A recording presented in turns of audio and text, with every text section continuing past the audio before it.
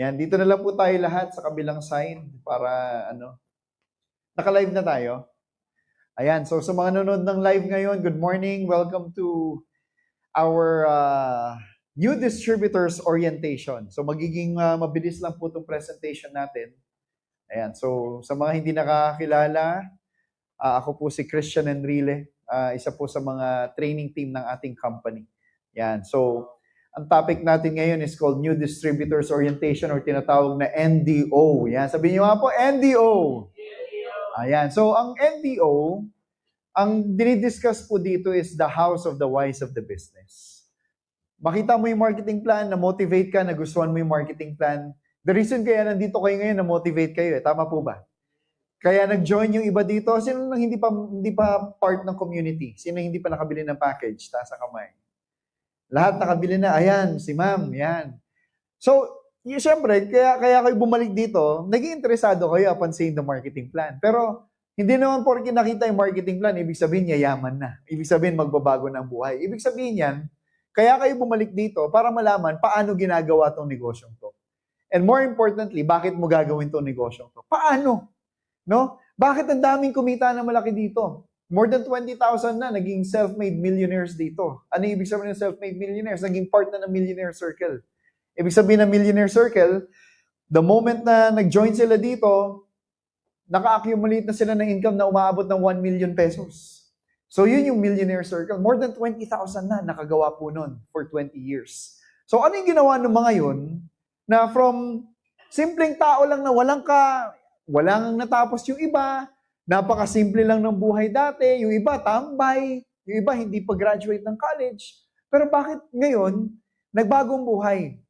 Maginhawa na ang buhay because of our opportunity. So, dito sa NDO, i-discuss po dito paano gawin, pero mas importante, bakit mo gagawin to negosyong to. Siyempre, baka isipin nyo, new distributor, paano kung hindi ka new? Para saan naman to negosyong to? Para rin po to sa mga leaders natin na ganito na nararamdaman. Ayan. So kung bago ka, kung nanonood ka ng live ngayon, at iniisip mo, bakit magiging ganito ang pakiramdam ko? Nakakita ako ng opportunity, yaman ako. Parang hindi ko makita yung sarili ko na mawawala ng gana, knowing na magkakakotse ako, kikita ako ng malaki, magkakaroon ako ng bahay, pupunta sa iba't ibang bansa. Hindi ko nakikita yung sarili ko na ganito. Simple lang. Yung mga tao akala mong unang maniniwala sa inyo. Yun yung mga pinakaunang hindi maniniwala sa inyo. I-reject kayo, pagtatawanan, hindi maniniwala sa inyo. Pagka ginawa nyo ito na medyo matagal na at marami kayong mga mahal sa buhay, mga kaibigan nyo na hindi naniniwala sa inyo. Yung akala nyo magjo-join sa inyo tapos hindi naniniwala at ni-reject kayo, eventually magiging ganitong pakiramdam nyo. Lahat po ng mga naging successful sa negosyo natin, pinagdaanan tong phase na to. So kung kayo, motivated kayo ngayon, gusto ko i-prepare yung minds ninyo.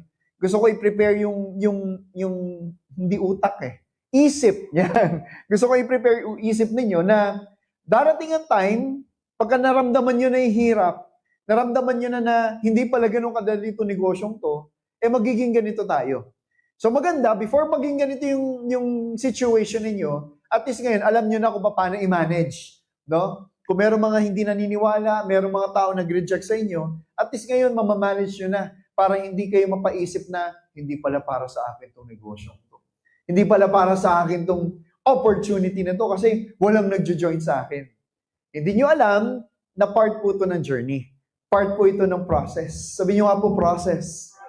Part ito ng proseso na pagka ginawa mo itong negosyo to, mangyayari at mangyayari sa inyo. Ang magiging difference lang ng mga naging successful dito versus doon sa hindi naging successful, yung mga hindi naging successful, hindi alam paano gagawin pagka pinagdaanan to. Ang mga naging successful, handa ang isip na paghandaan nila to.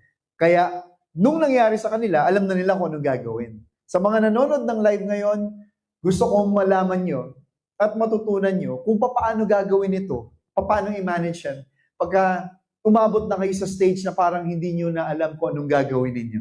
Alright? Huwag kayong mag-alala because it's all part of the process. Lahat ng naging successful sa negosyo natin, pinagdaanan ito.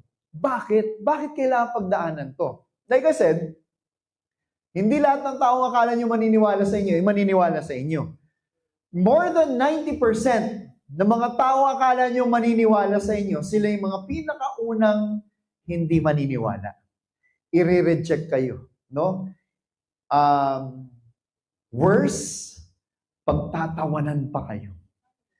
Pagtatawanan. Imagine yung mga mahal nyo sa buhay, hindi maniniwala sa inyo. Alam niyo yung ganun pakiramdam? Sino na nga dito kasama ni Ma'am Melanie? Si Melanie, kasama ni Ma'am Melanie Ramirez. Ayan, si Ma'am. Hello po, Ma'am. Ayan, hindi kita naman sa yan. Okay, so, yung mga taong akala nyo unang maniniwala sa inyo, yun yung mga unang magre-reject sa inyo. And hindi, maniwala kayo sa hindi po nakakatuwa na ma-reject. Hindi masaya na ma-reject. Doon kayo mapapaisip, no? Ito yung magiging dalawang kalaban ninyo sa negosyong ito. These are two powerful words. Pag hindi nyo pinaghandaan to, akala nyo, ganun lang kadaling i-manage to. Pag hindi nyo pinaghandaan to, ito po yung sisira ng pangarap nyo. Yan ang papatay ng mga pangarap ninyo. Dreams. Sabi nyo nga po, dreams. Ano ba mga pangarap natin? Bahay, kotse, makapag-travel abroad, hindi para magtrabaho, para magliwaliw. Gumastos, enjoy ang buhay. Kumita ng kalahating milyong piso isang buwan, 1 milyon isang buwan. No, magkaroon ng maraming savings. Yan ang pangarap natin. Pero mga kaibigan, sinasabi ko na sa inyo, kung hindi yung paghahanda nitong dalawang words na to, yan po ang papatay ng pangarap ninyo. Yung pangarap nyo na magkakaroon kayo ng kotse, kung hindi yung paghahandaan to, darating araw, may isip nyo, ba't kaya hindi ako nagka-kotse sa AGG? Simple lang, hindi yung pinaghandaan to. Kung hindi kayo kikita na malaki dito sa negosyong to, very simple. Hindi nyo napaghandaan ito. Kaya ngayon, as early as now, gusto ko, pag naramdaman nyo na na-experience nyo, na-encounter nyo to, dahil sa kakataon nyo na ganitong klaseng training, alam nyo na kung paano harapin. Doubt. Simulan natin sa doubt. Sabihin nyo nga po, doubt. Ano tong doubt na to? Siyempre, pagka nagsimula ka, na-motivate ka, nakita mo yung marketing plan, sasabihin mo, yayaman na ako, di ba? Meron palang ganitong klase opportunity sa Pilipinas. Hindi na ako mag-a-abroad, payaman na. Akala natin madali. Bakit? Akala natin, ang gagawin lang natin, mag-invite, mag-recruit, magbenta, yayaman na. No? Kaya, pag nagsimula tayo mag-invite ng mga tao, yun na. Lahat ng mga ini-invite nyo, tinaturn down kayo, nire-reject kayo, pinagtatawanan kayo. Iniinsulto pa. No? Darating ang time, mga kaibigan, na pag yan nangyari, yung nakita niyong picture, na madadown sila, ganon ang mararamdaman ninyo. And lahat ng motivation nyo na sobrang taas, eventually, bababa rin yan. Okay? Bababa rin yung motivation ninyo. Ito tanong ko sa inyo. Ngayon, bago kayo, highly motivated kayo. Pag nawala motivation, ano sa tingin yung mangyayari? Magki-quit. Kaya naman kayo nag-join eh. Kaya naman kayo bumili ng package eh. Bakit na-motivate kayo? May kitaan na malaki dito. Pero kung hindi nyo pinaghandaan to, na-realize nyo na hindi pala ganun kadaling kumita ng malaking pera, eventually yung motivation nyo, bababa yan. Ulitin ko, pinaka-reason kung ba't kayo nag-join, na-motivate kayo. Kung wala naman kayong motivation, hindi kayo mag-join eh. Tama? Pag nawala motivation, ano susunod mangyayari? Mag-quit ka na. Kasi hindi ka nagaganahan eh. Mawawala ka na ng ganang gawin to negosyong to. At pag nawalan ka ng ganang gawin to negosyong to, ang susunod na gagawin mo, mag-quit. Yun ang ayaw nating gawin. Kaya, we always make sure na every week meron tayong ganitong klaseng training para kung meron mang mga bago, kung meron mang down na, attend lang kayo na NDO. Kasi NDO will also serve as your charger. Sabi niyo nga po, charger. Ang cellphone, pag nalobat, anong ginagawa? China-charge. Kasi pag nalobat yan or na battery empty, useless ang cellphone. Dito sa atin, ganun din. Kailangan, pag ginawa mo itong negosyong to, excitement level mo sobrang taas. Ang motivation level mo sobrang taas. Kasi pag mababa yan, pag malapit na malobat, mahirap magtrabaho. No? So, ang gagawin natin dito, we have to make sure na every day, habang ginagawa mo itong negosyong to, maraming hindi maniniwala sa'yo, maraming magre-reject sa'yo, bababa at bababa yung excitement level mo. No? Pero pag umatan ka na NDO, uuwi ka na palaging full bat. Pag full ang motivation mo, hindi mo isipin yung mga taong nag-reject sa'yo. Ang palagi mo lang sasabihin, darating din taong magiging, magpapalaki ng grupo ko. makukuha ko rin yung tamang tao. No? Hindi mo isipin na parang nagdududa ka na. Kasi ito nga yung mga kalaban niya, duda eh. Ano kaya mangyayari sa akin? Parang ang hirap-hirap. Yung iba kumikita ng malaki, oh. Yung iba ilang buwan lang, ang laki na ng grupo. Ako wala pa rin grupo, mag-iisang taon na. Yan ay mga duda. No? So, you should know how to handle doubt para ang focus mo lang is yung dreams mo, yung mga pangarap mo na itong gusto kong mangyari. Mabilis man o matagal, ang importante, makukuha ko yung mga pangarap ko. Dapat maniwala ka. At hindi, yes, slowly but surely. Kasi wag niyo i-compare yung sarili niyo sa mga mabibilis na. No? Or sa mga mabibilis. Kasi meron mga tao na before pa man mag-AGG, hasang-hasa na, experienced networker na. May mga na-experience about network marketing. So, sila, when it comes to skills, marami na silang na-acquire na skills na pag in-apply nila dito sa napakadaling sistema ng AGG, mas mabilis kumita. Pero meron naman dito, simula pa lang, walang kaalam-alam sa AGG, don't expect, walang kaalam-alam sa industry ng network marketing, huwag kayong mag-expect na magiging kasing bilis niya yun. Kasi ang pinakamahirap dyan is maging leader ka eh. Aaralin mo paano maging leader. Aaralin mo paano mag-manage ng tao. Aaralin mo paano magsalita ng very effectively. No? So, yun yung mga aaralin mo. So you don't expect na magiging kasing bilis mo yung mga hasang-hasana. So, never compare yourself to others kasi mawawalan ka lang ng gana. Ang importante, ang focus mo lang yung goal mo. Goal mo, magkakotse, yun lang dapat ang focus mo. Goal mo, kumita ng malaki, yun lang dapat ang focus mo. Hindi ka dapat nakatingin sa ibang tao. Okay? Merong kasabihan. Ayan, sige. Ayan, sige. Hintayin na natin sila. Ayan. So, kung nag-i-expect kayo na si Sir Arnel lang magtotalk, pasensya na, nasa meeting siya ngayon. Ayan. Ayan, good morning. Si Sugar. On the way. Sige. Ayan, good morning po sa inyo. Ay, good evening po pala. Ayan, usually mga Gen Z kasi ngayon, ang batian na, hindi na good morning eh. Good evening, good afternoon, good morning. Ayan. Alright. Going back, nasaan na tayo? Doubt. Sabihin nyo nga po ulit, doubt. Ayan, yan yung sinasabi ko na wag nyo i-compare yung sarili nyo sa mga mabibilis. Ulitin ko lang para sa kanila. Kasi, meron dito nag-start sa AGG, hasang-hasana, marami nang alam sa network marketing, skilled na. Marunong na magsalita, marunong na mag-manage ang tao. So, yun yung mga mabibilis. So, kung nagsimula ka dito as walang kaalam-alam sa industry ng network marketing, don't expect na magiging kasing bilis yung mga taong yun.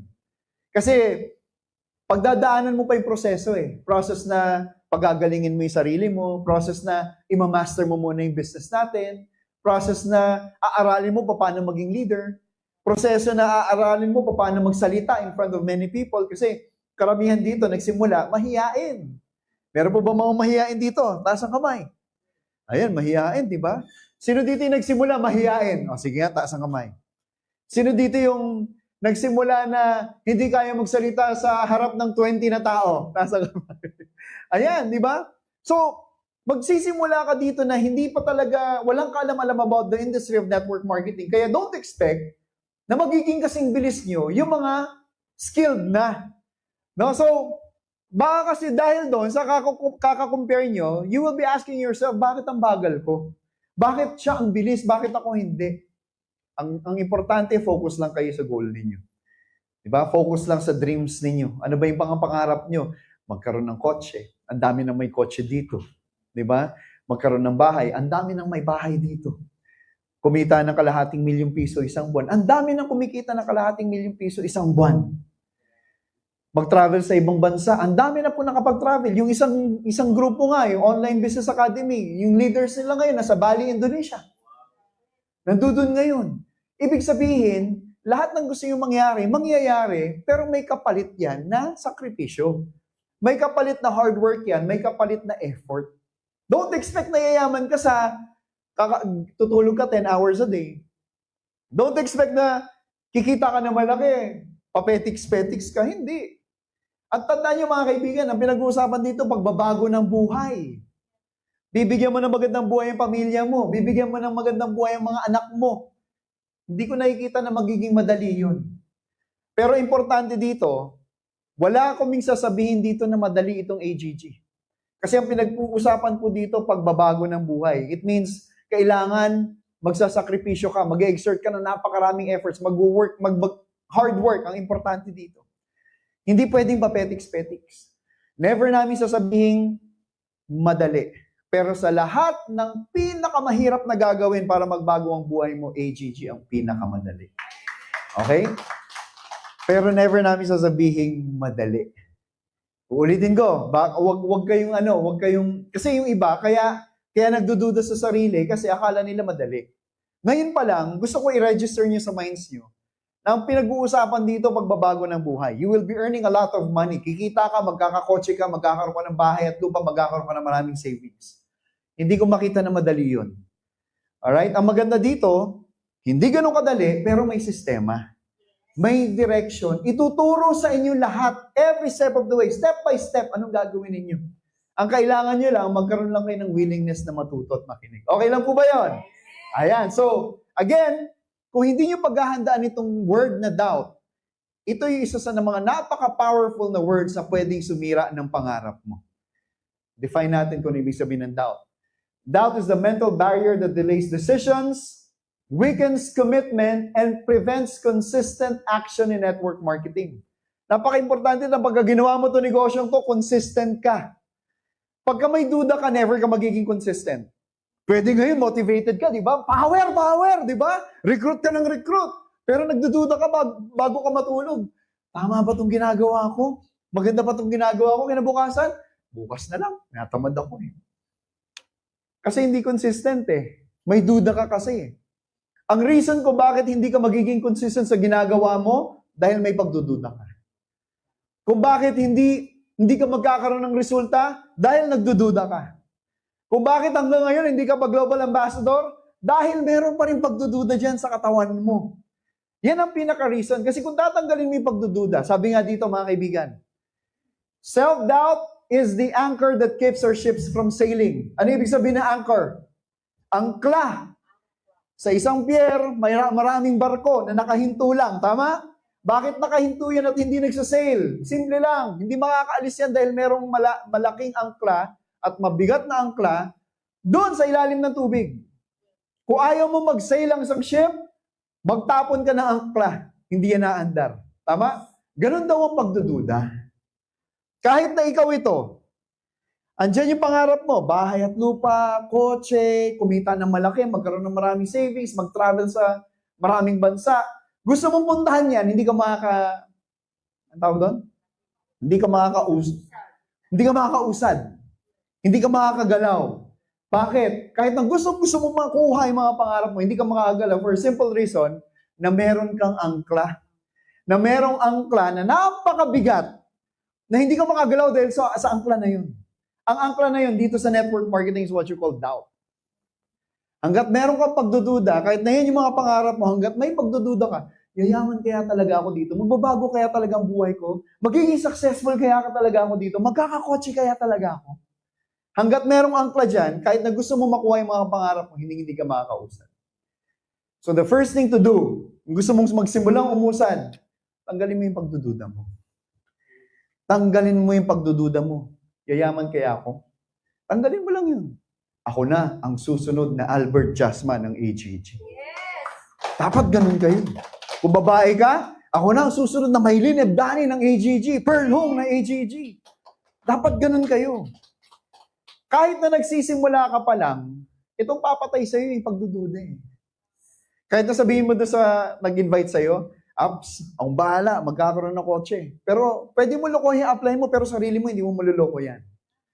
Meron pa rin bumubulong sa'yo, hindi ka magkakakotse. So yun yung mga kailangan tanggalin mo. Remove your doubts. Sabihin mo nga sa katabi mo, remove your doubts. Yan. I-remove niyo yung mga pagdududa niyo. Diba? O ito sabi doubt is not the absence of opportunity. Okay? It is the absence of belief. Itong opportunity na to, nandito lang yan. Pero kung bakit marami hindi nagsasucceed, kahit na marami na nakakita ng opportunity ng AGG, is simply because ang absence sa kanila, hindi naman opportunity. Ang absence sa kanila, yung paniniwala nila sa sarili nila na magsasucceed sila dito sa negosyong ito. So you have to remove yung doubt ninyo. Ang dami. Sabi ko nga di ba? Tao lang naman tayo, hindi naman tayo robot.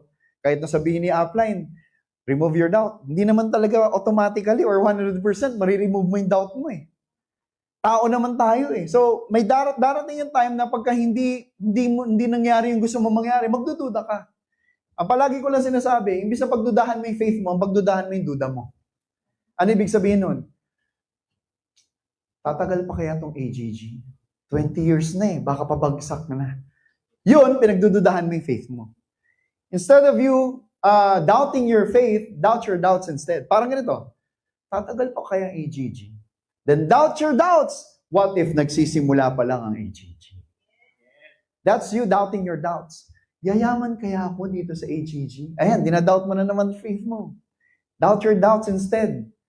Paano ko ang susunod na Maylin Ebdane ng AGG? Dapat yun ang maging pagdududa ninyo. Kung magdududa na lang din kayo, ang pagdudahan nyo na lang yung duda nyo. Maliwanag mo ba? Are you learning? Ayan, so may kakambal daw ang doubt. Na isa sa mga reasons kung bakit hindi ka magsasucceed sa negosyong ito, ang kakambal ng doubt is what you call fear. Ano ibig sabihin ng fear? To others, ang definition ng fear is false expectations appearing real. Bakit hindi mo nagagawa ang isang bagay? Kasi before mo pa man gawin, meron ng takot sa utak mo, sa mind mo. Parang ganito, lahat ng natanong ko na na-encounter o na-experience mag-skydiving, isa lang ang palagi nila sinasabi. The best, one of the best, if not the best experience of my life. Yun ang palagi.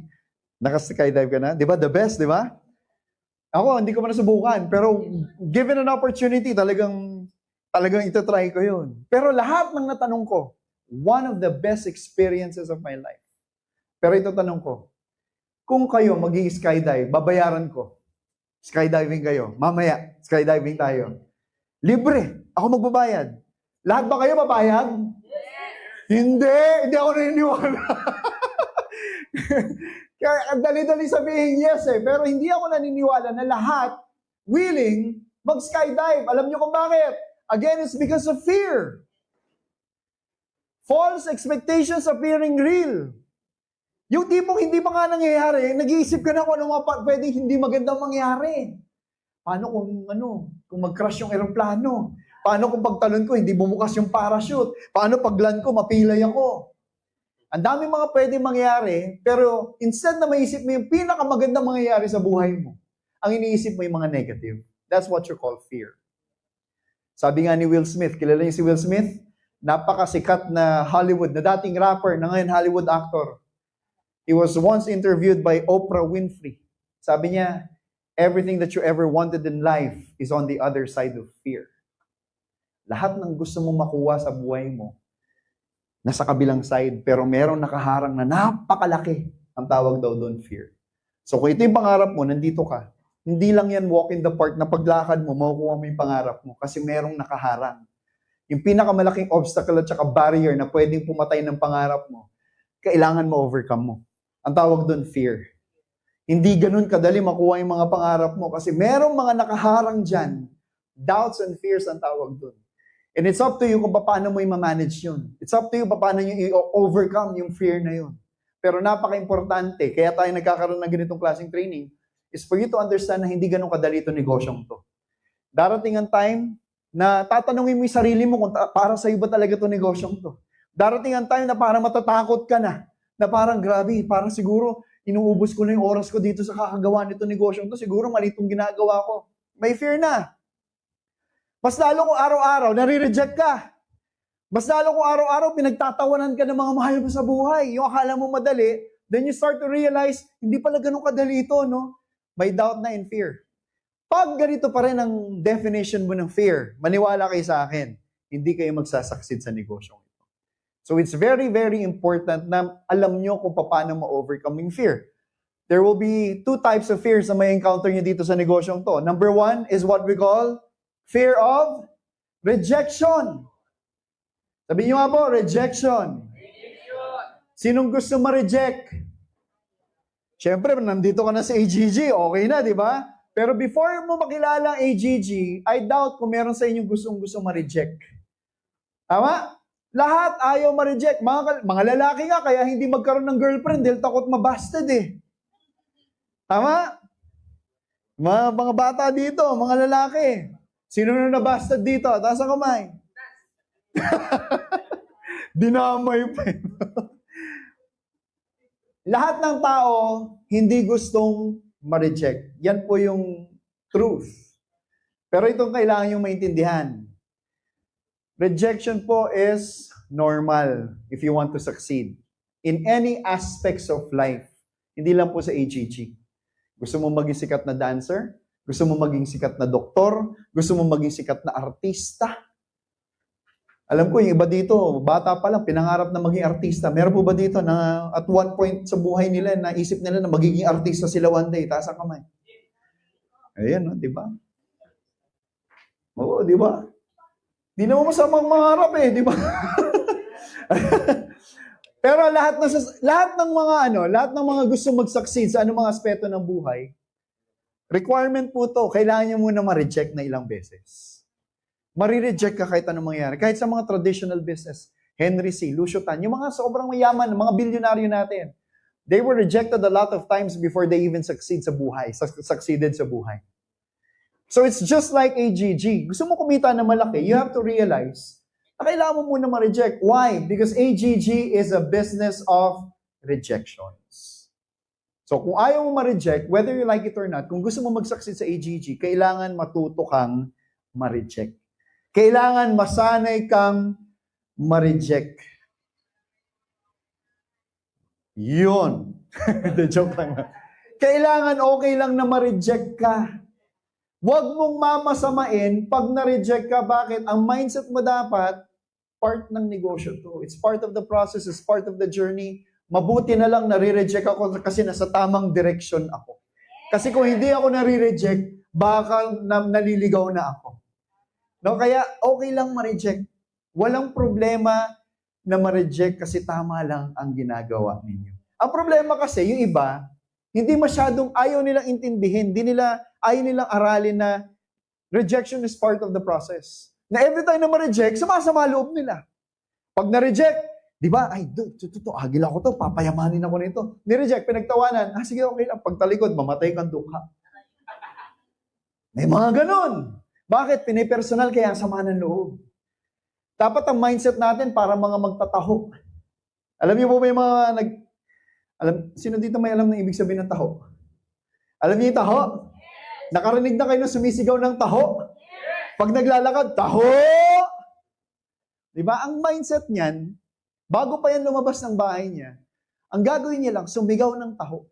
Wala akong pakialam kung merong bibili sa akin, alam ko kasi lahat ng dadaanan ko hindi naman bibili sa akin. Yun ang mindset nun. Kaya pag yan naglakad, hawak niya niya. Tao! Halimbawa, sir, anong name mo, sir? Brent. O, diba? Social ng pangalan. Palapakan naman natin si Brent. O, diba? Taho! Sabi ni Brent, kakakain ko lang ng breakfast. Diba? Pag siya hindi bumili, nadaanan ko. Sasama loob ko, hindi. Hindi. Bakit? Nasa mindset ko. Hindi naman lahat ng dadaanan ko bibili. Sumigaw na naman ako. Taho! Mama, ano ninyo? Francine. Bumili si Francine. O, di meron akong benta. Tama? Pagkabili niya, lalakad na naman ako. Taho! Ayaw ni ma'am. Masasaktan ako, hindi. Maglalakad lang ako. Taho! Gusto niya, bumili. Ang point ko doon, hindi lahat ng dadaanan ko bibili. Ang mindset na magtataho, hahanapin ko yung gustong bumili ng taho ko. At the end of the day, bago ako umuwi, ito tanong ko, ubos yung taho niya, hindi. Madalas, ubos yun. Na hindi sumasama ang loob niya. Bakit? Kasi ang mindset niya, ma-reject ako, it's all part of the process. It's all part of the journey. Hindi dapat sumama loob ko. Samantalang ang AGG, mga distributors, mga networkers, palibasa, pagka gusto nila mag-recruit, alam nila may direct referral bonus eh. Kaya pagka hindi, in-invite ko si Brent, ayaw. Ang sama ng loob ko, bakit? Pwede ng 5,000 to na direct referral eh. Kaya sama ng loob ko. Mali ang mindset. Pero kung ang mindset nyo na, before ko makuha yung tamang tao na mag-join sa community ko, sa organization ko, marami munang hindi maniniwala sa akin. At yung mga tao hindi maniniwala sa akin, okay lang yun. Bakit? It's part of the process. Don't expect na 1,000 ang kasama mo, 1,000 ang prospects mo. I-expect mo 1,000 rin mag-join sa'yo. Yung 1,000 na yun, baka 100 lang or even less ang mag-join sa'yo. Wala ka dapat pakialam doon sa hindi maniniwala kasi hahanapin mo 100 na yun. Yun yung importante, hahanapin mo yung taong gustong mag-join sa'yo. At yung mga taong nag-reject sa'yo, dapat magpasalamat ka. Bakit? Ang hirap alagaan yung mga taong napipilitan lang mag-join. Pasasayang yung oras mo. Join ka, ma'am. Sasabihin niya, sige na nga, mag-best friend kasi tayo eh. Kung hindi lang dahil sa'yo, hindi ako mag-join. Ayaw niya, napilitan. Anong gagawin ko? Araw-araw, may message ko. Ubusin ko yung oras ko sa kanya. Pero kung hindi nag-join, dapat magpasalamat ka dahil hindi ka na mag-uubos ng oras. Tama po ba yan? So, pag meron nag-reject sa inyo, maging grateful kayo, maging thankful kayo. Kasi, ang gusto nyo lang maging part ng community nyo, yung mga taong seryoso na gustong gawin tong negosyo nyo, ng negosyong to katulad nyo. Okay po ba yun? Fear of rejection, ang dami po niyan. At dapat, ngayon pa lang, masanay na kayo na marireject kayo to a point na every time na ma-reject ka, wala ka nang pakialam. Every time na ma-reject ka, parang wala na lang. Pag nakita kayo ng mga crosslines mo, parang ulam na lang ang rejection. Uy, pare, kumusta? Eto, na-reject ako. Di ba ang saya-saya mo pa? O, ilan ang rejections mo? 3 ko ngayon. Wala ka, 5 ako eh. Yung mga ganong usapan na. Yung hindi na sumasama loob nyo. Parang ano ulam mo ngayon? Ang sarap na ulam ko ngayon, single na rejection. Yung mga ganun, di ba? Wala na dapat yun. Kasi pagka ikaw, mga kaibigan, nasanay nang ma-reject, napakadali na lang gawin tong negosyo mo. So, dapat ma-overcome mo yung fear of being rejected all the time. Kasi yan lang naman nagpapahirap sa negosyo natin. Yung uuwi ka na naluhaan, bakit? Ang hirap pa na itong negosyong ito. Kasi dinadamdam mo lahat ng rejections mo. Dinadamdam mo lahat ng failures mo. Tandaan nyo, ang dami nagsasabi, failure is the opposite of success. It will never be the opposite of success.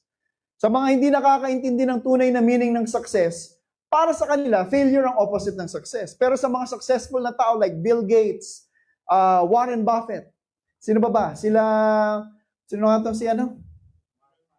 Si Mark Zuckerberg, si Elon Musk.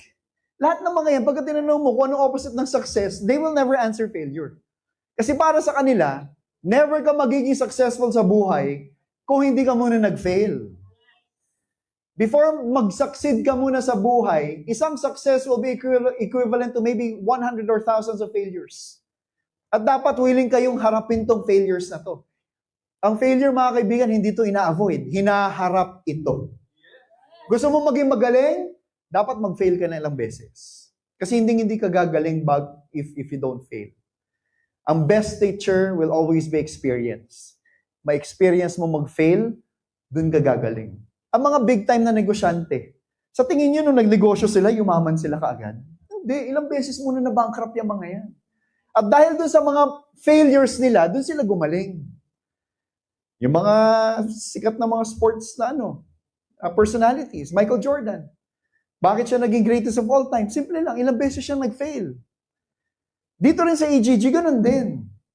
Before you even become one of the best network marketers dito sa AGG, you have to fail a lot. Kasi tandaan nyo kung gusto nyo maging successful, kailangan, palagi ko sinasabi ito sa training ko, if you want to earn big, kailangan ang value mo mataas din.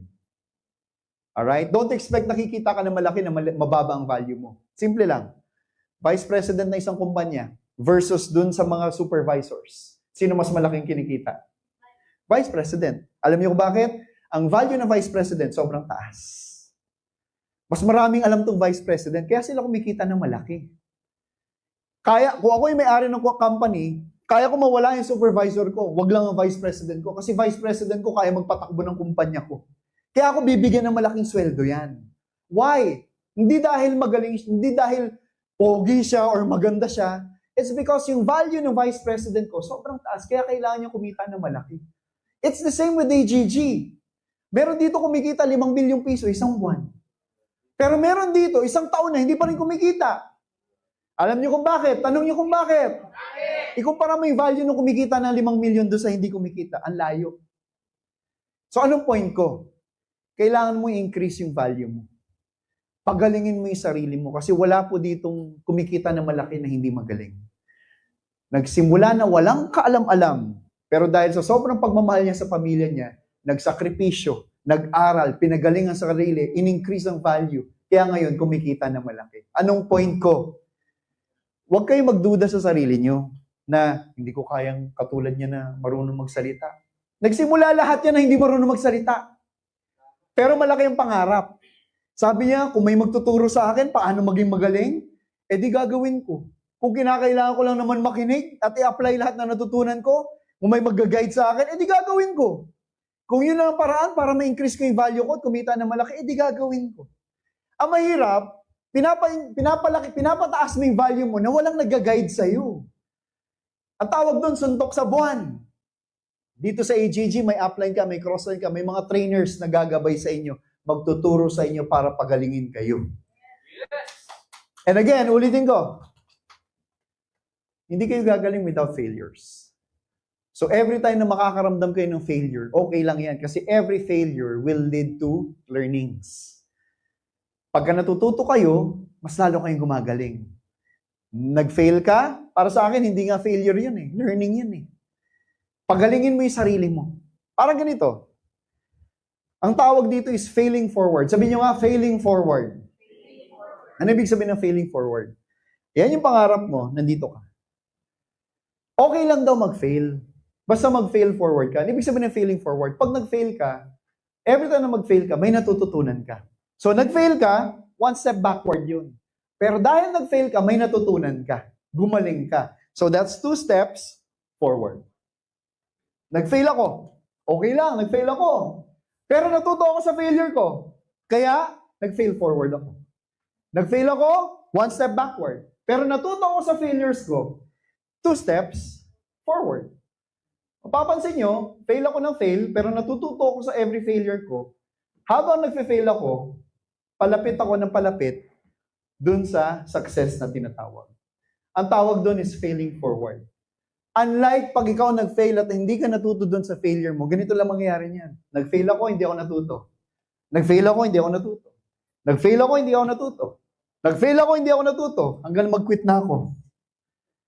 Nakuha niyo ibig sabihin? So, napaka-importante na every time you fail, ma-realize nyo na meron kayong natututunan para gumaling kayo. Kaya po marami pong successful dito na ang daming pinagdaanan na failures kasi dun sila gumaling. Kaya wag po kayong matakot mag-fail. Hindi ko kayo masisisi kung bago kayo takot kayo sa failure. Kasi we were raised na takot mag-fail. Naalala nyo na estudyante kayo? Mag-aral ka mabuti. Hindi ka pwede bumagsak. So mindset natin, ng bata tayo, hindi tayo pwede mag-fail. Hindi pwede mag-fail. Negative yan, negative yan. Bawal mag-fail. Hanggang sa graduate, ayaw ko ng failure. Kaya yung mga karamihan ng mga magagaling, pag in-offer an opportunity, hindi ginagrab ang opportunity. Why? Because lumaki sila na takot mag-fail. Hindi nila alam tong network marketing eh. Wala silang kaalam-alam dyan eh. Ba't ko papasukin yung opportunity na yan? Malaki ang chance na mag-fail ako. So doon ako papasok sa isang bagay na alam kong gawin para hindi ako mag-fail. Yung mga sanay bumagsak sa school. Yung mga bumabagsak sa school, at the end of the day, pumapasa rin naman, gumagraduate din naman eh, tama? Pero nung mga nag-fail sila, may natutunan sila. Kaya pag dumating sa real world, na-offer an opportunity, sanay akong bumagsak eh, okay lang ako dyan.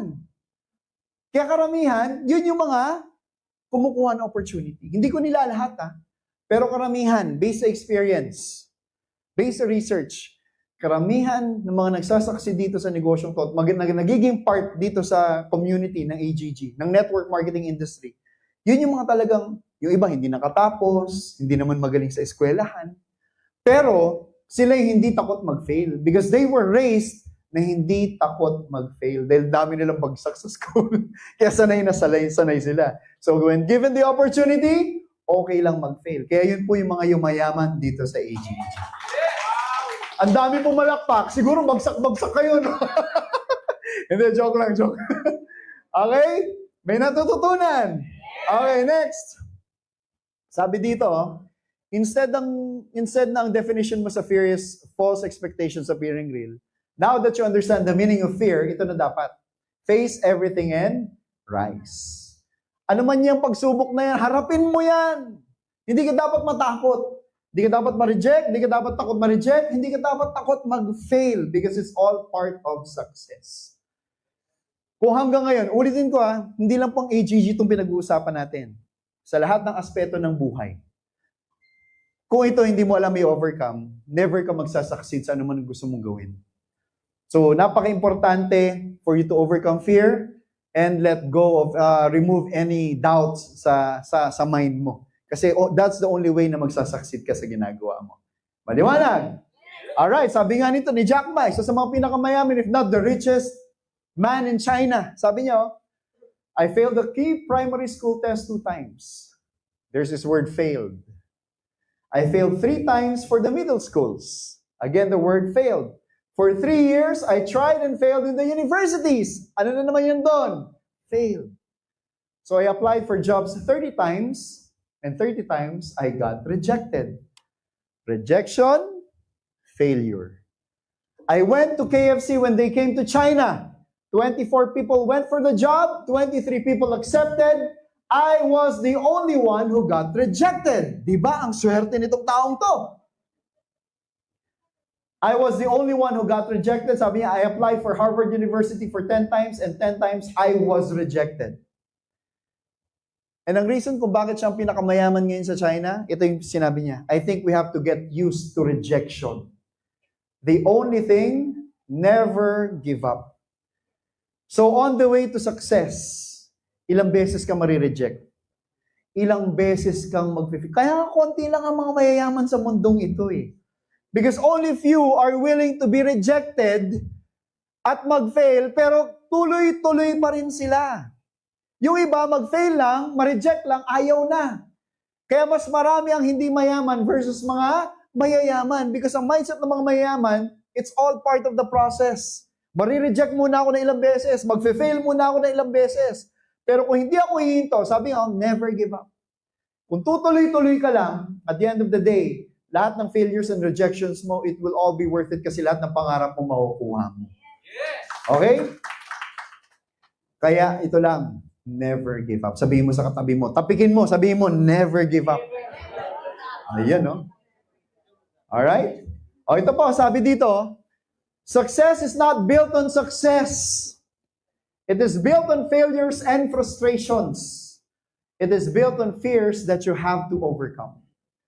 So, don't expect na ang success, manggagaling sa success, hindi po kailangan ma-frustrate ka. So, kung nakakaranas ka ng maraming frustrations, ibig sabihin na sa tamang direksyon ka. Kung marami kang nararanasan, na-encounter na maraming failures, nasa tamang direksyon ka.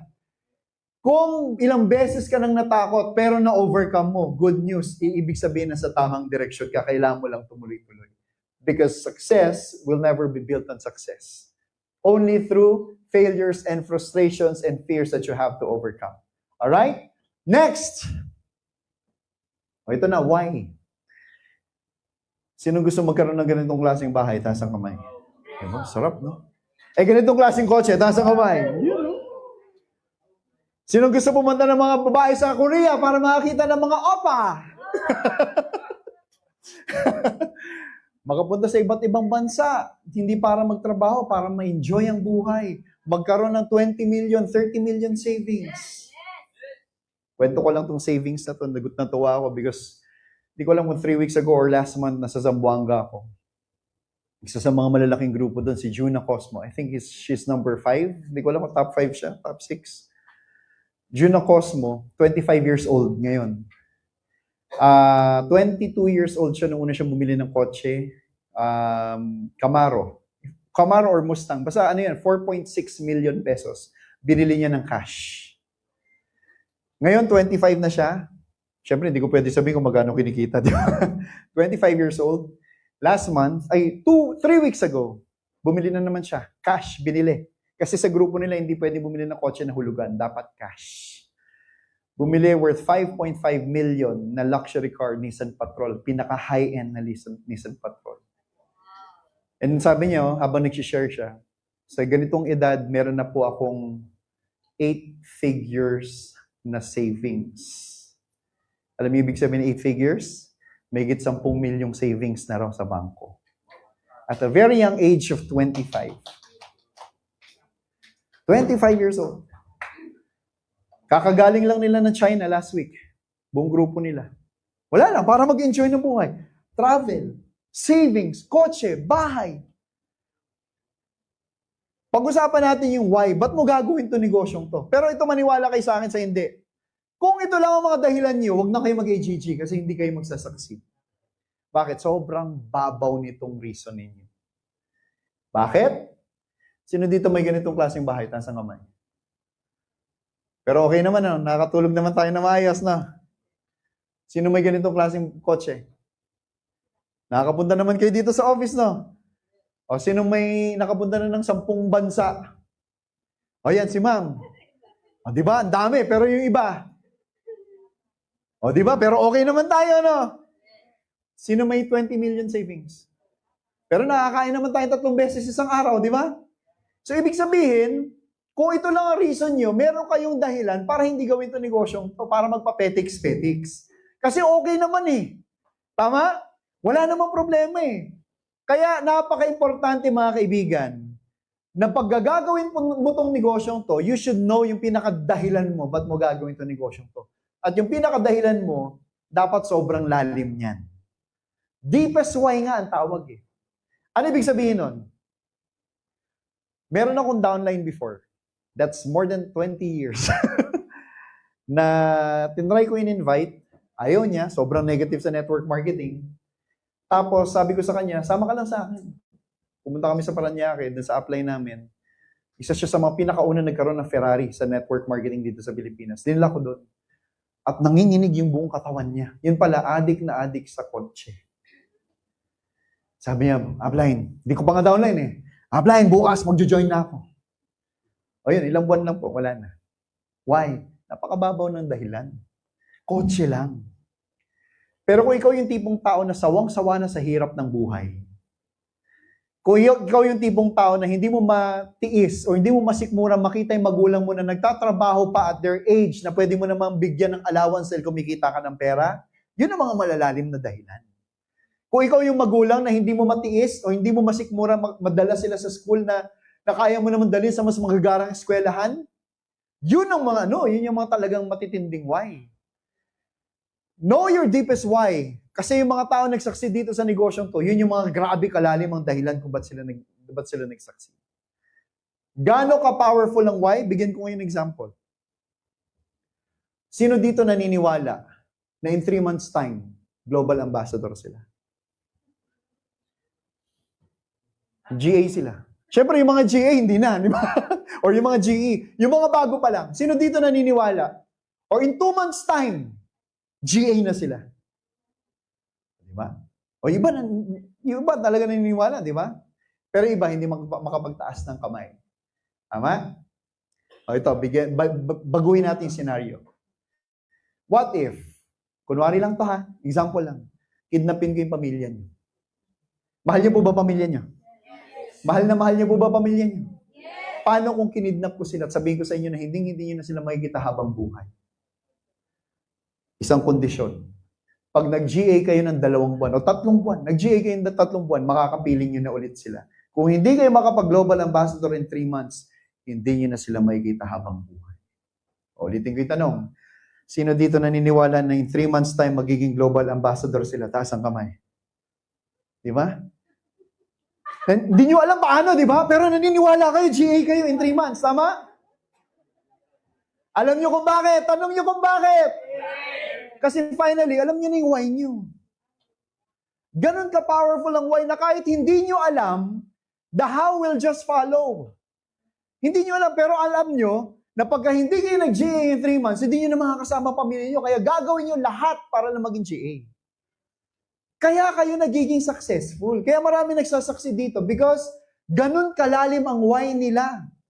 Pero sabihin ko sa inyo, sino dito naniniwala magiging GA in 3 months? Pag hindi kayo nag-GA in 3 months, hindi kayo magkakaroon ng ganitong klaseng kotse. Hindi pa rin kayo maniniwala di ba? Ibig sabihin, importante na malaman nyo ang deepest why nyo. Kasi yan ang magpapasucceed sa inyo kahit na hindi nyo alam. Di ba? Lahat kayo nagtaas ng kamay kahit hindi nyo alam paano mag-GA in 3 months Pero naniniwala kayo na mag-GA kayo kasi how will just follow. For as long as you know your deepest why. Ganun ka-importante ang why. Kaya ngayon pa lang, alamin mo anong deepest why mo. Tanungin mo yung katabi mo, ano ang deepest why mo? Huwag kayong sumagot na parang, yun kasi narinig ng upline ko, narinig ko sa upline ko, kaya yun na rin ang magiging deepest why ko. Dapat magagaling yan sa puso. Dapat talagang malaman nyo ano yung deepest why nyo. Ba't nyo magagawin to in the first place? Dahil ba sawang-sawa ka na? Dahil di mo makita yung magulang mo na nagtatrabaho pa? Dahil gusto mo bigyan ng magandang buhay ang mga anak mo? Kung yun ang mga deepest why mo, malaki ang chance na mag-succeed ka sa negosyong ito. Maliwanag mo ba yun? Alright, next. Ayan. Attitude is also so important. Bakit? 85% ng success mo will be coming from your attitude. 15% lang skills. Ano ibig sabihin nun? Without skills, kahit na hindi ka magaling magsimula dito sa negosyong to, even if you don't know anything about network marketing, basta may tamang attitude ka, magsasucceed ka dito sa negosyong ito.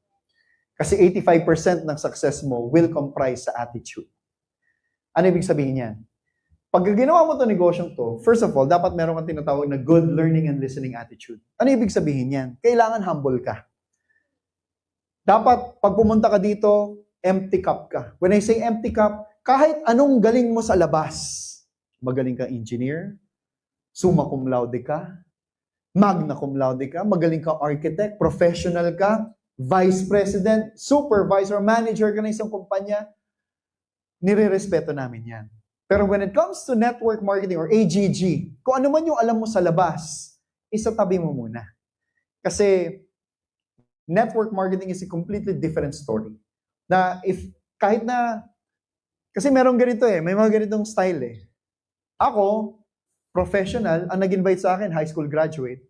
Hindi parang kung ako, mataas ang ere ko, ako may ginig dyan, mas magaling ako Mas malayo ang narating ko. Kaya malaki ang tendency na hindi ako makikinig kasi high school graduate ko Pero dapat importante dito na meron kang good learning and listening attitude na kahit sabihin mong high school graduate yung tao nag-invite sa akin, I must admit na wala akong kaalam-alam about network marketing. Mas may alam tong upline ko.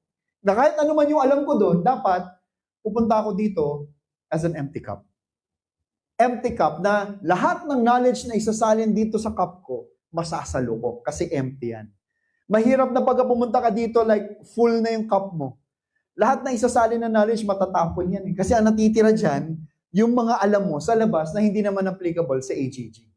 Maliwanag? So, importante dito yung humility na tinatawag. Dapat maging humble kayo. Dapat maging willing kayo na matuto. Na kahit na sino pa yung upline nyo, ang mindset natin, wala akong alam. Magaling man ako sa labas, pagdating sa network marketing, magiging humble ako, mag-aaral ako, magiginig ako kahit kanino sa mga nauna sa akin. Yun ang tinatawag na good learning and listening attitude. Alright? Ano pa sabi? Dapat, when you do this business, you also have to be positive. Stay positive. Every time. Positive ka dapat. Sabihin niyo nga po, positive. Positive. Ang hirap gawin to negosyong to. Napaka-negative mo, di ba? Pinag-uusapan dito, magbabago buhay mo, di ba? Tapos pagkagising mo pa lang, ilang beses kaya ako marireject ngayong araw na to. Napaka-negative, di ba? Parang, ano naman kaya kamalasan na mangyayari sa akin ngayong araw na to. Napaka-negative. Pero kung ikaw, gumising ka, na positive, ano kaya ang mga magagandang mangyayari sa akin ngayong araw na to, malaki yung possibility na maging positive talaga magiging outcome ng araw mo. Alright? Especially sa mga uplines. Pag positive ka, dapat punong-puno ka ng energy. Sabi niyo nga po, energy. So pag punong-puno ka ng energy, ibig sabihin, punong-puno ka ng excitement. Bakit? Tanong niyo kung bakit. May kasabihan na ang energy at excitement na ito-transfer yan, hindi raw na ituturo. So kung ako, pumasok ako dito, ako yung upline nyo kunwari, pagpasok ko dito, galing ako sa labas, di ba? Di ba parang, good morning. Di ba, nasa kasimangot ka pa. Good morning. Di ba? Ano yung mararamdaman nyo?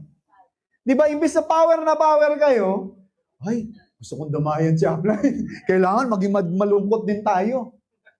Tandaan nyo, kahit anong galing nyo, ang excitement and energy, hindi po yan na ituturo, na ite-transfer yan.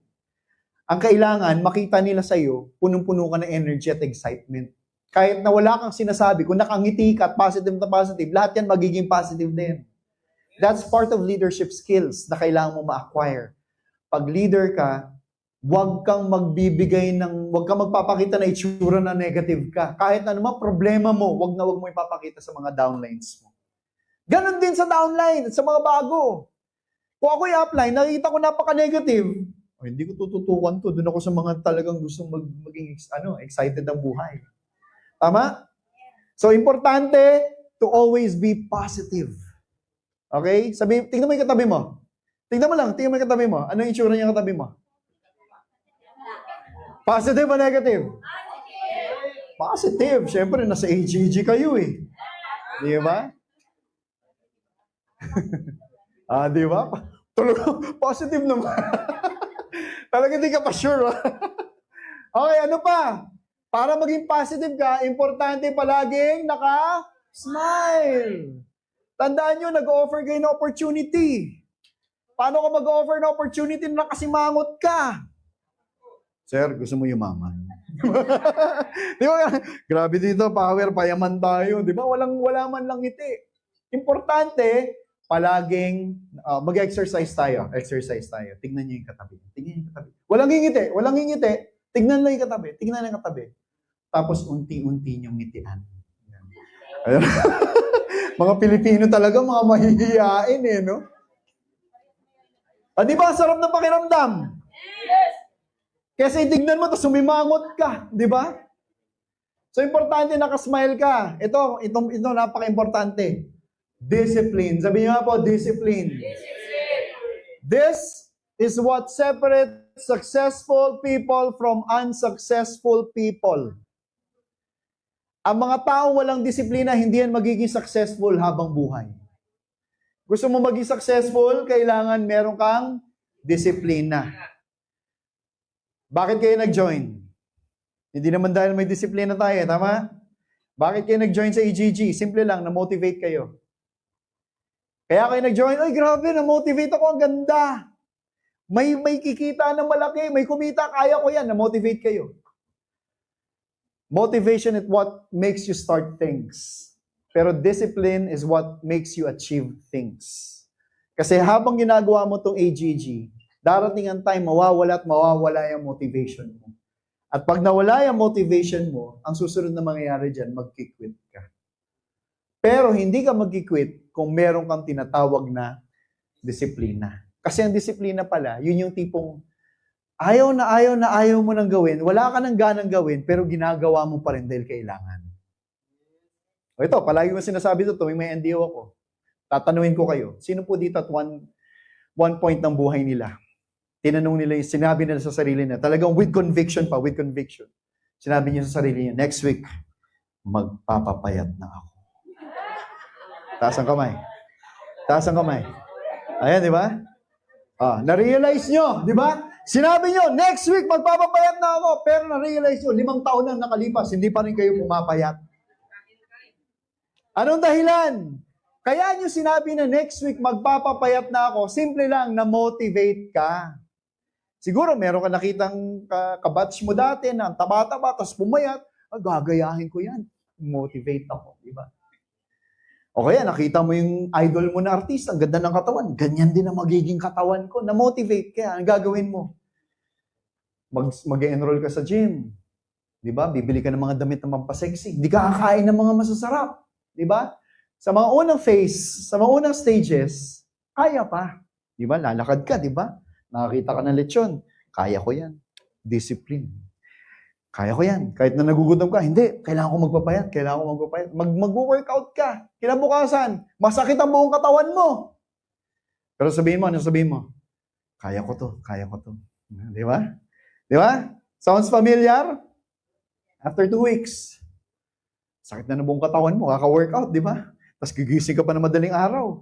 Nakita ka ng pagkain, napapatingin ka na, napapaisip ka na. Pero sabihin mo, hindi, kaya ko to. Kaya ko to.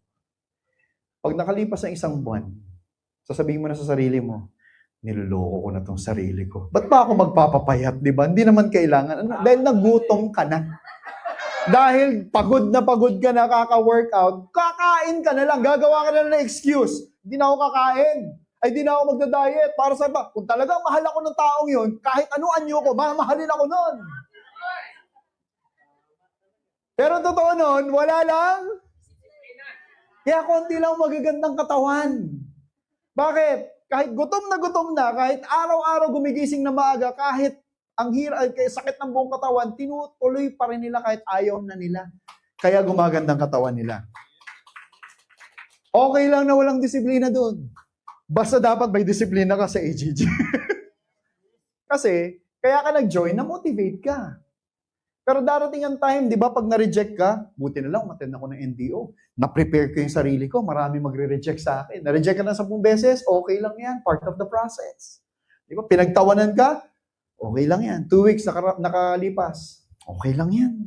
Nauubos na yung prospects list mo, 1 month nakalipas, okay lang yan. 2 months, hirap ka na.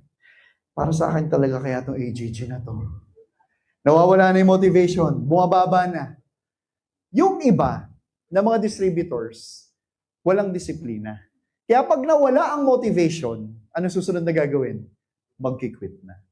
The moment na mawalan ka ng motivation, ang susunod na mangyayari, pagdududahan mo na yung sarili mo. Magdami mo na tatanungin sa sarili mo. Hanggang sa mag-quit ka. Pero yung mga tao may disiplina, kahit nahirap na, kahit ilang beses na reject, kahit 1 taon nang walang nangyayari, tinutuloy-tuloy pa rin dahil may disiplina. Yun po yung mga yumayaman dito sa negosyo natin.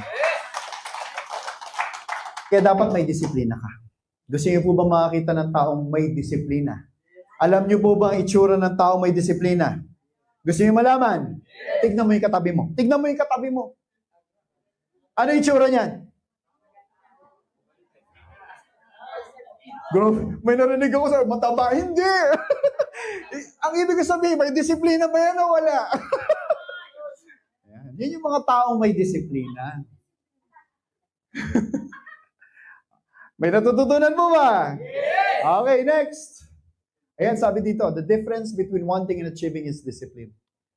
If you want something, madali lang yan. Pero if you want to achieve things, kailangan meron kang disiplina. Kasi wala ka ma-achieve sa buhay without discipline. So, importante, kung nararamdaman mo na ng hirap na, okay lang yan. Kailangan may disiplina ako para tumuloy pa rin ako. Next, believe. Sabi niyo nga po, believe. Kung gusto niyo mag-succeed sa buhay, dapat ang belief ninyo is 100%. Sabi niyo nga, 100%. Dapat maniwala kayo 100% sa company natin na AGG na magpapabago ng buhay ninyo. Hindi pwedeng 85%, hindi pwedeng 80%, kailangan 100%. Maniwala kayo sa produkto. Naniniwala po ba kayo sa produkto natin? The reason kung bakit magse-celebrate tayo ng 20 years sa April 20 is simply because we have effective products. Hindi dahil napakaganda ng marketing plan natin, dahil napakaganda ng produkto ng AGG. Kaya dapat, maniwala kayo sa produkto natin. Ang hirap kasi mag-offer or mag-promote ng produkto na, ay, alam mo, ang ganda ng C24/7. Di ko nga lang alam kung ano yung dahil di ko pa na-try yan eh. Di ba? Dapat maniwala muna kayo. Alright? Ano ba? You must believe in your upline. Kung iniwan ka, meron ba iniwan dito? May iniwan ng upline? Sino iniwan ng upline? Okay lang yan. Wag si Orvin. Okay lang yan. Huwag sumama ang loob sa upline. Tanong nyo kung bakit. Without your upline, tandaan nyo, hindi nyo makikita opportunity na AGG. So yun palang enough na yun para maging grateful tayo kahit iniwan kayo. Okay, so huwag tayo magtatanim ng, anong tawag doon? Sama ng loob. Maging grateful tayo palagi. Ngayon, kung kasama mo yung upline ngayon, dapat sabihin mo sa kanya, upline, naniniwala ako sa iyo. Ayan, sabihin mo. Ayan, kasama pala si upline. Ayan. Also, you have to believe in your downlines. Tandaan nyo to, seryoso to. Pag nag-prospect kayo, lahat ng pinaprospect nyo, dapat naniniwala kayo na pwede yung tulungan na magbagong buhay. Hindi pwede na magpo-prospect ka. Yayaman kaya to. Hindi, direct referral bonus lang hanap ko dito. Huwag ganun. Mahirap. Meron kasi mga distributors na makikita mo sa itsura eh. Kasi kung sincere yung tao o hindi. Kung sincere yung tao, alam mo na gusto niyang tumulong. Pero yung mga tao hindi sincere, ganito yung itsura niyan. Yung mga hindi sincere na mga distributors, bawat tingin nila sa mga prospects, bawat pikit niyan, may naririnig na kaching. Pag pumikit kayo, kaching, kaching, kaching, pera ang tingin nila sa inyo. Tingin nila sa inyo, direct referral bonus. Never nilang na pumasok sa isip nila na tutulungan ko itong magbago ang buhay. Ang tingin nila dyan, direct referral bonus. Yung mga distributors na yun, hindi po nagsasucceed sa buhay yun. Because ang mga taong yon ay mukhang okay lang na sabihin mukhang pera kasi hindi naman magaling ng mga distributors, puro pera na sa isip, di ba? So ano yon? Dapat pag ginawa niyo 'tong negosyong to, mga downlines niyo, ang tingin niyo sa kanila, ang belief niyo sa kanila dapat 100% na magbabago ang buhay nila. Kaya kung kasama mo yung downlines niyo ngayon, tapikin niyo sila, sabihin niyo, naniniwala ako sa iyo. Ayan. Also, believe in your cross lines. Hindi porque wala kang kikitain dun sa tao na yun, wala na kayo pakialam. Dapat, we're one big family, magtulungan tayo dito. Also, ito pinaka-importante, maniwala ka sa sarili mo. Ang hirap yung grabe, ang galing ng AGG, no? Daming napayaman ng mga tao. Talagang bilib na bilib ako sa AGG. Ang ganda pa ng produkto. Buti na lang naging upline ko si upline. Talagang power tong upline ko. Pati yung mga downlines ko tsaka crossline. Tapos biglang tatanong yung sarili mo, kaya yayaman? Before kayo maniwala sa lahat, maniwala muna kayo sa sarili nyo na kayo na susunod na yayaman dito sa negosyo natin. Ang tanong, naniniwala ba talaga kayo? Yes! Naniniwala kayo? Yes! Sabihin nyo nga, isigaw nyo, naniniwala ako! Ayan. So kung naniniwala kayo, importante, may commitment din. There are 3 levels of commitment. I'll try, I'll do my best, and I'll do whatever it takes. Pag nag-commit ka, dapat 100%, dapat I'll do whatever it takes lang. Hindi pwedeng I'll try, hindi pwedeng I'll do my best. Kasi pagka tinry mo, tapos nahirapan ka, mag-quit ka na. Pag dinu mo yung best mo, hindi mo nagawa yung best mo, mag-quit ka. Pero if you'll do whatever it takes, kahit gaano kahirap yan, dahil ang commitment mo, whatever it takes, kahit gaano kahirap yan, itutuloy at itutuloy mo yan. So when you commit, it's important na ang commitment nyo is, I'll do whatever it takes. Okay, next. Goal setting. Mabilis lang to. When you set goals, dapat nagfo-fall sa category ng SMART goals. Ano yung SMART goals? S, specific, M, measurable, A, achievable, realistic for R, and timely or time-bound sa letter T. Dapat, pag nag-set daw kayo ng goal, pasok lahat dito. Hindi yung, halimbawa, nag-join ka ngayon, gusto mo maging global ambassador bukas. Hindi po achievable yun at hindi realistic. Dapat lahat yan check dito sa SMART natin. Gusto mo maging global ambassador in 10 months? Specific. Measurable, achievable, realistic, and timely. Ibig sabihin, achievable yun. Ibig sabihin, pwedeng mangyari. Kasi, pumasok sa SMART goals. And when you set goals, tandaan nyo to, when you set goals, pinaka-importanting goals na gagawin nyo is to set daily goals. Sabihin nyo nga po, daily goals. Huwag kayong papayag na matutulog kayo ngayong gabing to na hindi nyo alam kung ano yung goal ninyo for tomorrow. Kaya yun po ang reason kung bakit pagkagising nyo, hindi kayo nakakapagtrabaho. Bakit? Hindi naman kayo nakapag-set ng goal the night before. So, importante na bago kayo matulog, alam nyo kung anong gagawin nyo bukas. Anong oras kayo gigising, ilan ang i-invite nyo, ilan ang pa-prospect nyo, gano'n kayo katagal mag-online, gano'n kayo katagal mag-aaral, pati yung oras ng biyahe ninyo, dapat kabisado nyo lahat yun para ma-achieve nyo yung gusto nyo ma-achieve in a certain day. Kasi sabi nga, yung daily goals mo ang magdidictate ng weekly goals mo. So kung gusto mo magkaroon ng 5 registrations in 1 week, depende yun kung ano magiging goal mo every day. If you want 5 registrations, you should prospect at least 20 people every day. Don't expect 5 registrations in a week, tapos ang goal mo every day is 1 prospect. Hindi mangyayari yun. So, like I said, your daily goal will dictate your weekly goals. Yung weekly goals mo naman na magdidictate daw ng monthly goals mo. Tapos yung monthly goals mo magdidictate ng yearly mo. Tapos yung yearly mo magdidictate ng life goal mo. Pero it will all start with your daily goal. Alright? Huwag kayong magsiset ng goal na ang gusto ko mangyari ngayong 2026, magkaroon ng kotse by December of 2026. Paano kung hindi mo na-achieve? Di sayang yung 10 buwan. Hindi mo na mababawi. 10 buwan na nakalipas. Nag-goal ka ngayon. Gusto ko, ngayong week na to, magkaroon ako 5 registration. Yung 1 week ang ginol mo, hindi everyday. Paano kung hindi mo na kuha yung 5 prospect or 5 registration? Di sayang yung 1 week.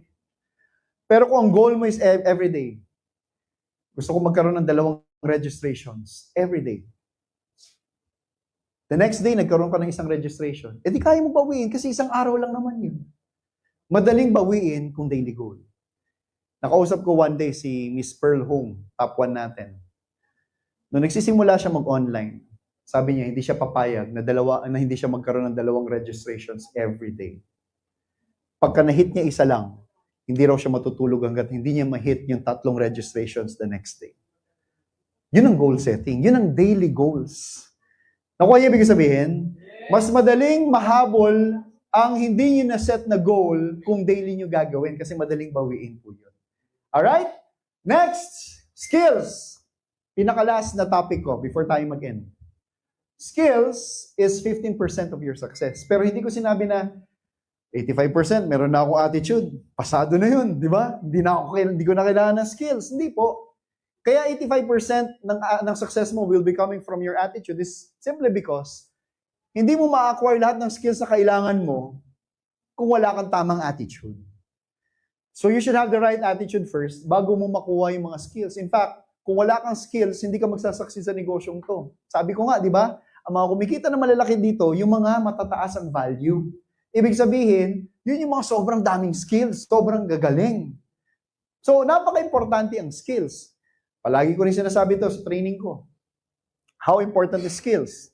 Sabi nga, meron isang sobrang yaman. Lahat ng gusto niya nakukuha niya na. Naging boring na ang buhay dahil sobrang yaman niya na.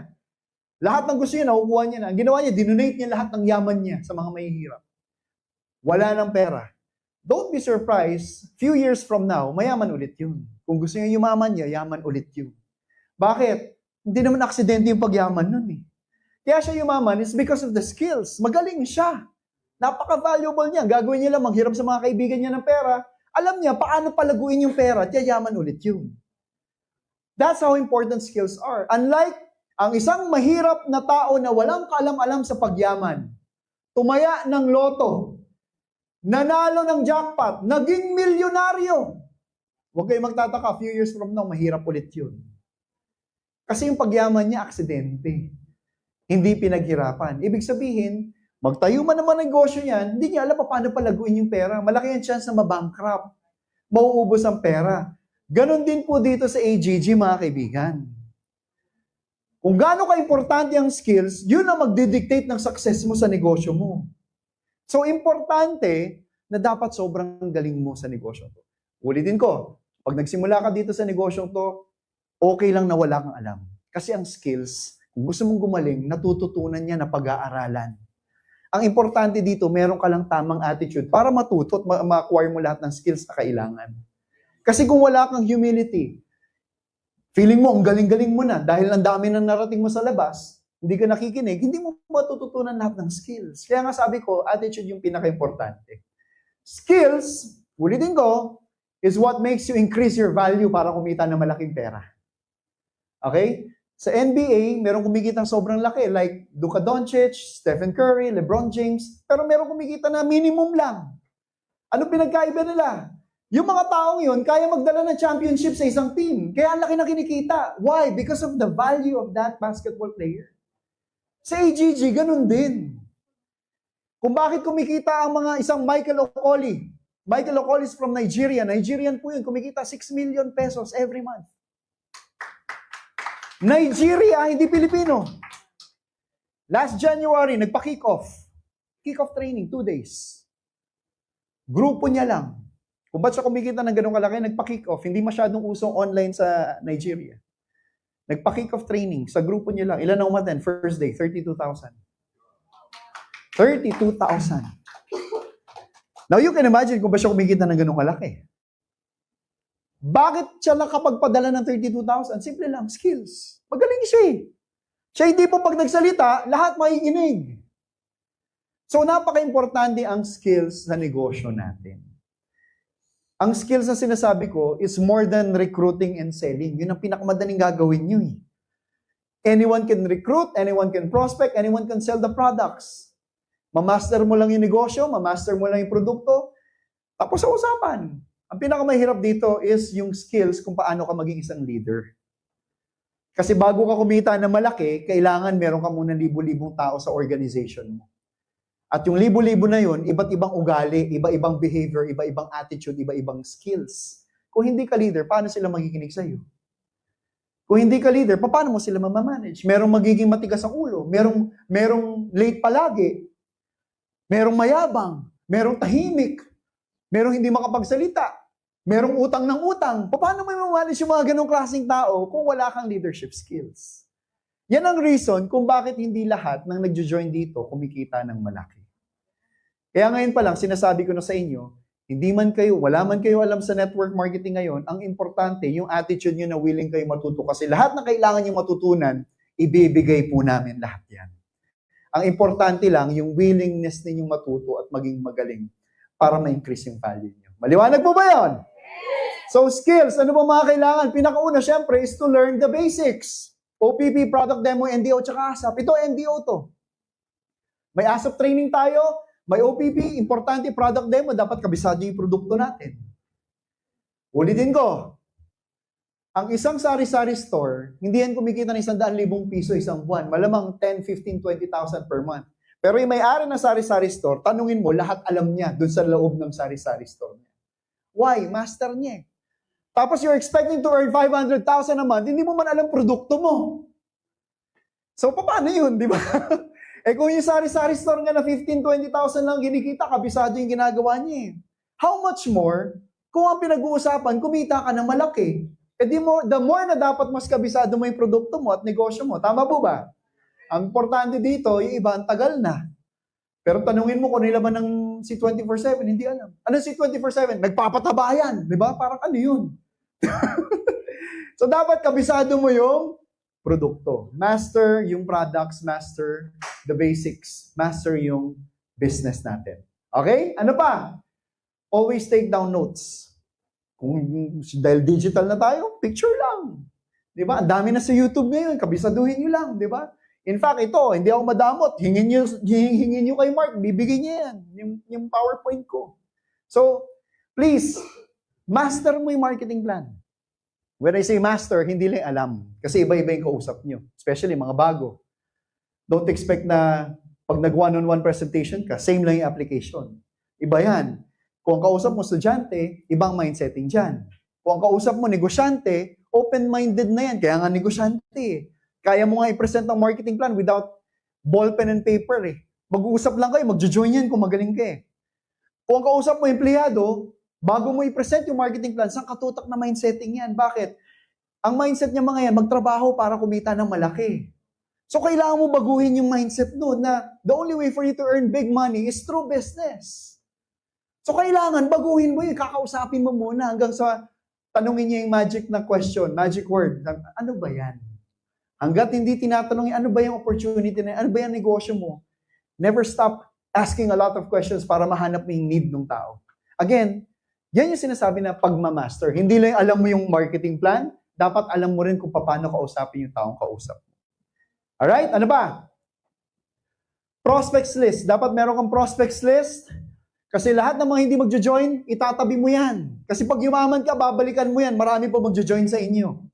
Okay? So huwag niyong babaliwalayin yung mga tao nag-reject sa inyo kasi babalik po yan. Isa po ako dun sa mga binalikan ng taong nag-invite sa akin na hindi ko pinaniwalaan na ngayon, sobrang yaman na ngayon. Isa sa mga may-ari ng company natin.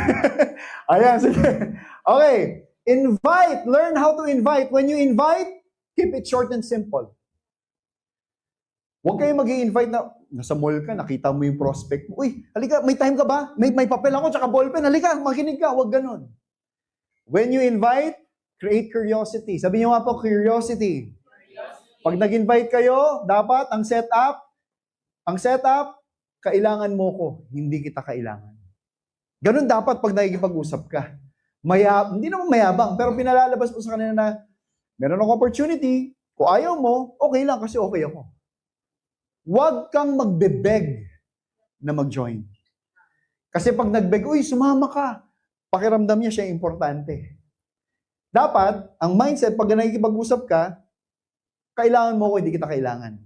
Pero ang totoo niyan, kailangan kita. Pero dapat, ang mindsetting, iparamdam mo sa kanya na, meron ng negosyo eh. Kaya lang, as much as gusto kong i-present sa iyo ngayon, meron akong appointment. Kahit wala. Para lang ipaparamdam mo sa kanila na, okay ako. Di ba? Mag-join ka, okay lang.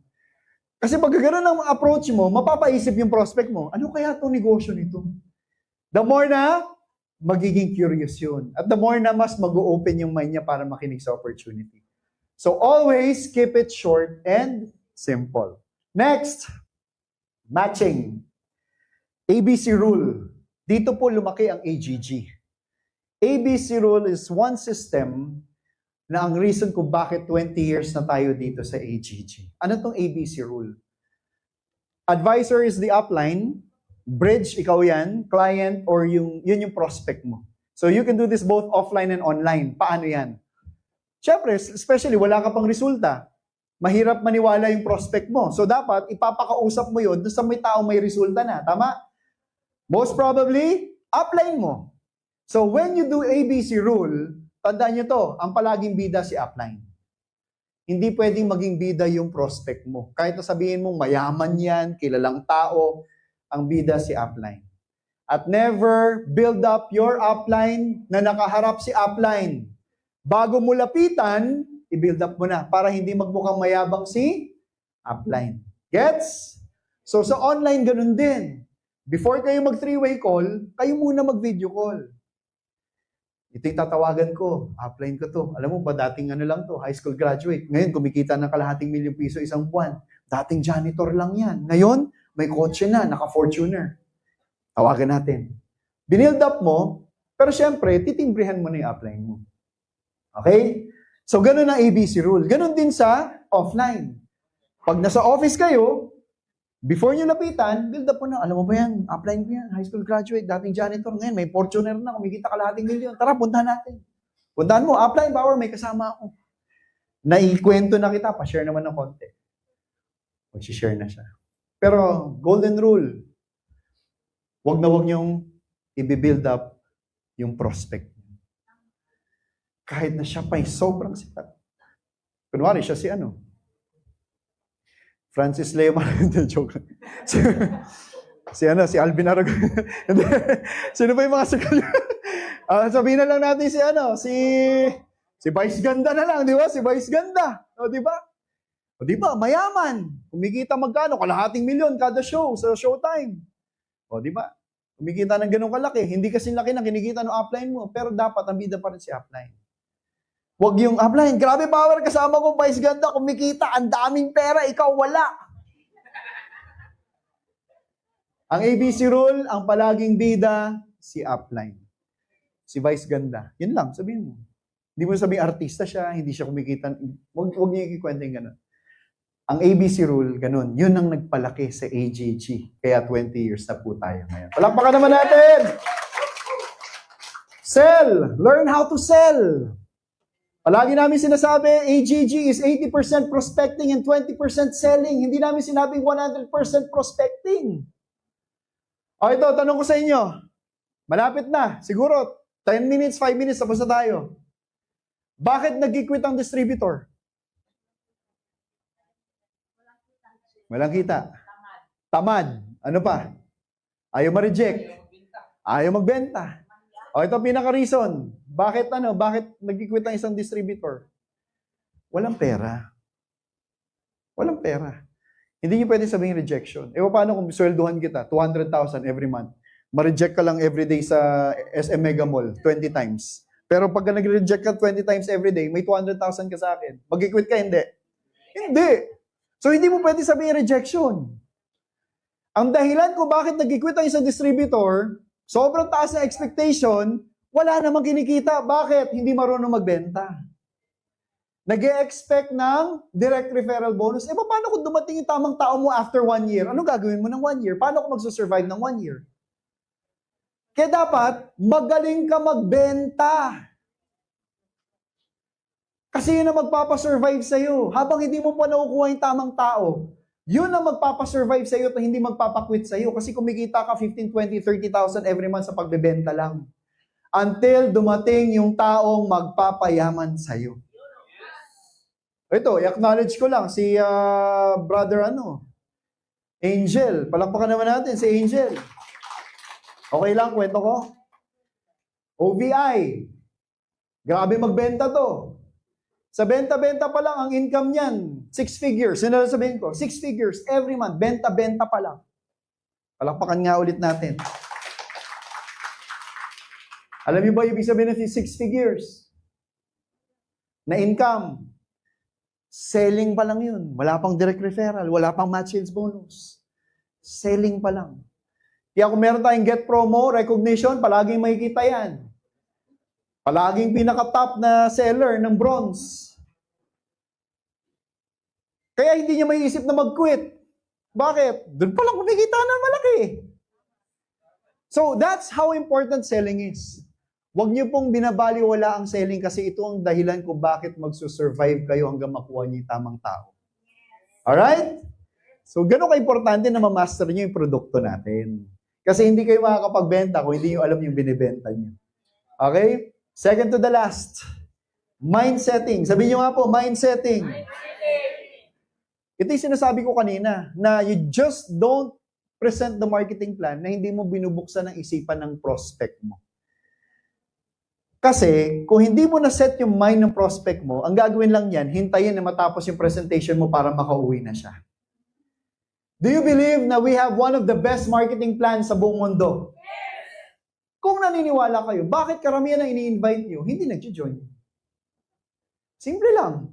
Kasi from the very beginning, sarado na isip niyan. Gusto lang matapos yung presentation para umuwi na. Bakit? Hindi nyo na-set yung mind. Hindi nyo nabuksan yung isipan. Hindi nyo napatanong na paano ba yan? Ano ba yan? Hindi sila naging curious sa in-offer mo. Kasi unang bungad pa lang, ay networking, ay recruit, ay scam.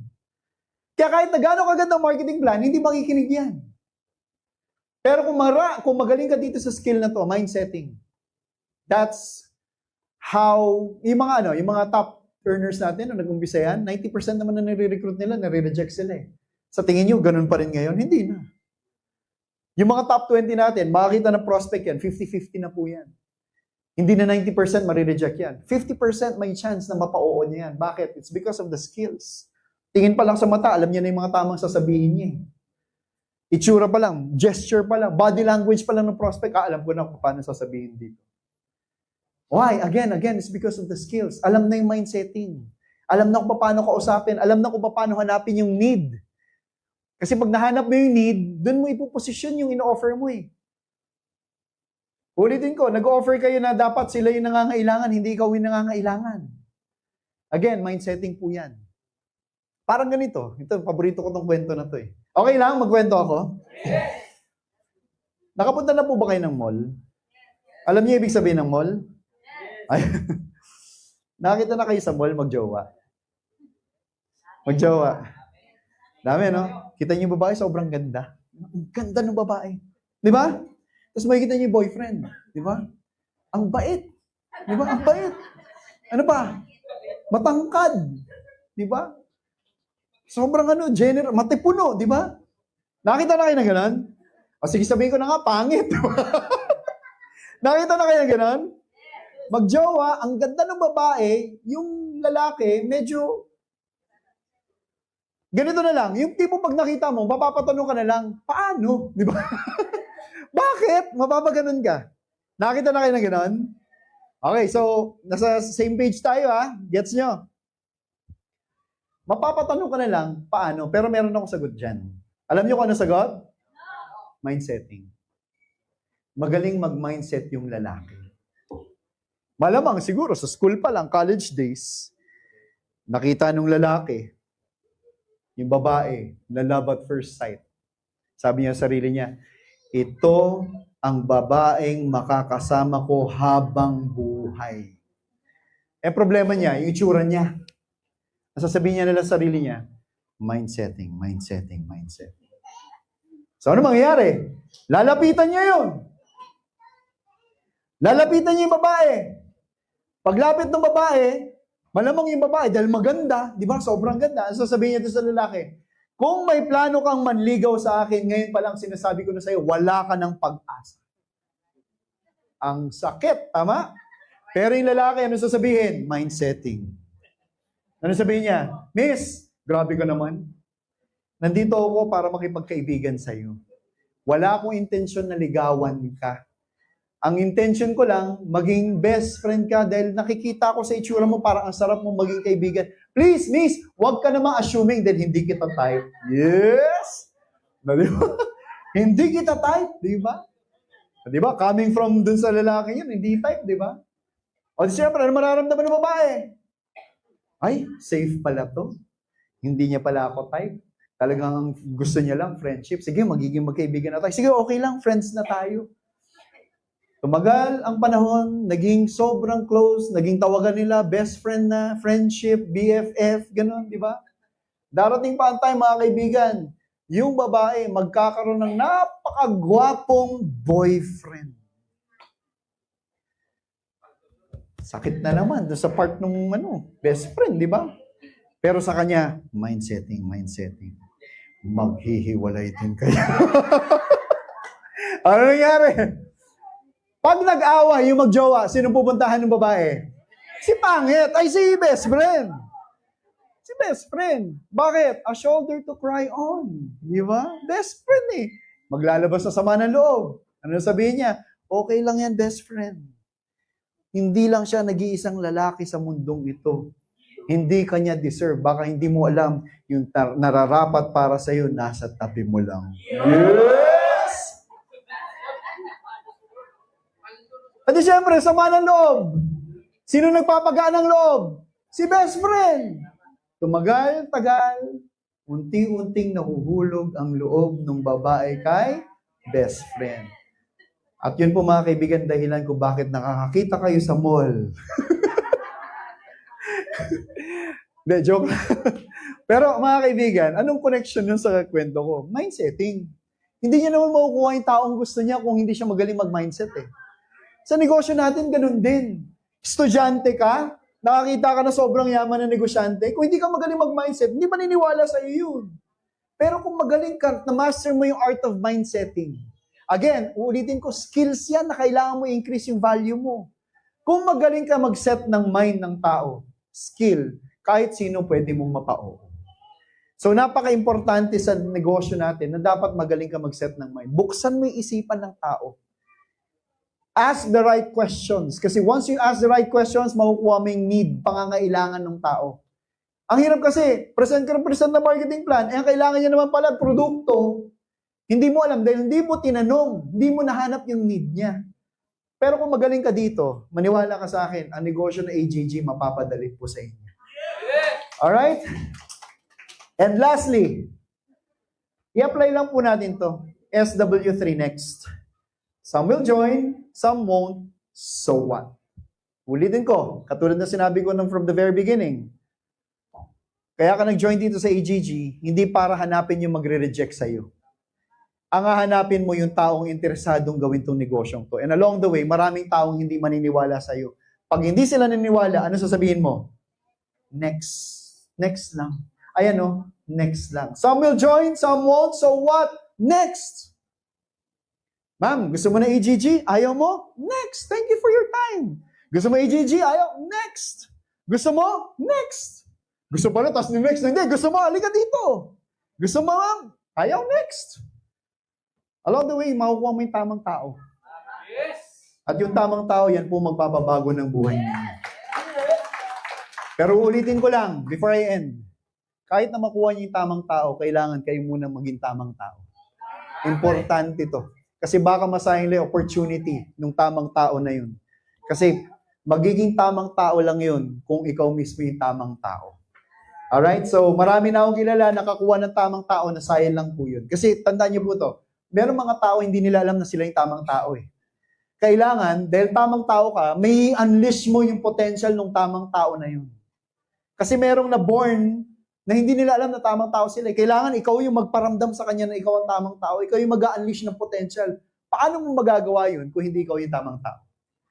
So it's important na kailangan ikaw muna yung tamang tao before mo mahanap yung tamang tao para everybody happy. Okay? So I'm gonna leave my presentation with this last slide from one of the greatest of all time, si Muhammad Ali. Sabi niya, I hated every minute of training, but I said, don't quit, suffer now, and live the rest of your life as a champion.